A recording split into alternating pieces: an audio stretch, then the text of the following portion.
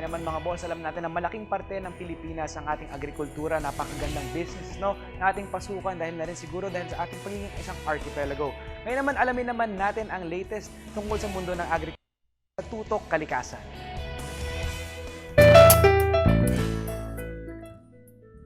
Corn o mais?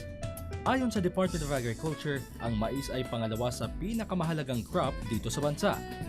Bukod sa maraming produkto ang magagawa gamit ito rin ang main staple food ng milyon-milyong nating mga kababayan at nagsisilbi ding kanilang pangunahing pangkabuhayan.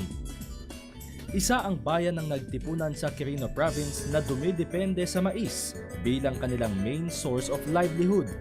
At sa dami nga ng mais na inaani nila taon-taon, hindi mo akalain na ang kabundukan dito ang nagsisilbi nilang taniman. Ngunit nitong nakaraang taon, daan-daang ektaryang pananim ang nasalanta dahil sa paghagupit ng bagyong Labuyo. Dahil dito, naging pagsubok para sa mga mamamayan ang muling pagbangon sa kanilang pangkabuhayan. Karaniwan kasi, ang tinatanim dito ay puro mais. So mais, ang cropping pattern namin ay mais, mais, mais. So ngayon, ang ginagawa ni Mayor, gumawa siya ng paraan para maituro namin sa mga farmer yung tinatawag na diversified farming. Ang diversified farming ay isang programang inilunsad ng pamahalaan ng upang mabilis makabawi at makadagdag na rin sa kita ng mga farmers. Dahil nga mas mabilis ang pagpapalaki ng ibang mga gulay kumpara sa mais, ay mabilis nilang maani ito at maibenta. From the area na tinatamnan nila ng mais, nag-iiwan sila ng space para doon sa iba't ibang crops. Yung mais kasi natin is good for 4 months. So yung pag-harvest nila o pagkakaroon ng income ay medyo matagal. Samantalang sa ibang crops, gaya ng vegetable, ay within a month or 45 days, magkakaroon na sila ng kita. So yun ang gustong mangyari ni Mayor, yung may continuous na pagkakakitaan ng ating mga farmers. Kasi sa bawat barangay, may established kaming vegetable garden area wherein the municipal mayor had rented a piece of land intended for vegetable production demo project para doon matutunan ng ating mga farmers yung iba't ibang mga pamamaraan at pangangalaga sa pagtatanim ng iba't ibang gulay. At dahil nga bulubundukin ang bayan na ito, isang pagsubok din para sa kanila ang soil erosion. Pero syempre, may solusyon ang ating agricultural officer dito.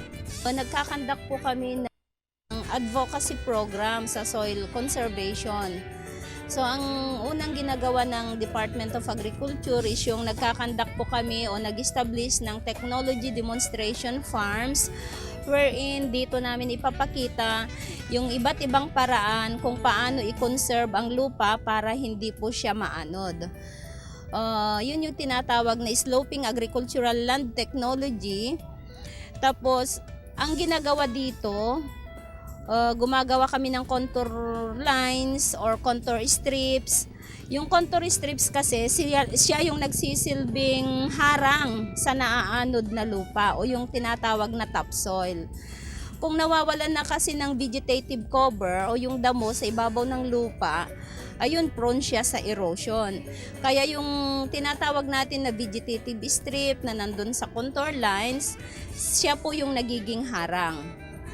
Doon naman sa contour lines, tinatamnan po namin yun ng iba't ibang fruit-bearing trees or any permanent crop para maging sustainable po yung protection ng soil erosion. O kita nyo naman, kabundukan man ay pwede nating gamitin sa pangkabuhayan basta't atin ito sigurado namang ikauunlad at ikagaganda ng ating bayan. Magmasid, makialam at makisama. At laging tandaan na ang pag-iingat sa kalikasan ay hakbang sa mas maayos na kinabukasan. Ito po si Haji Kaaminyo para sa Tutok Kalikasan.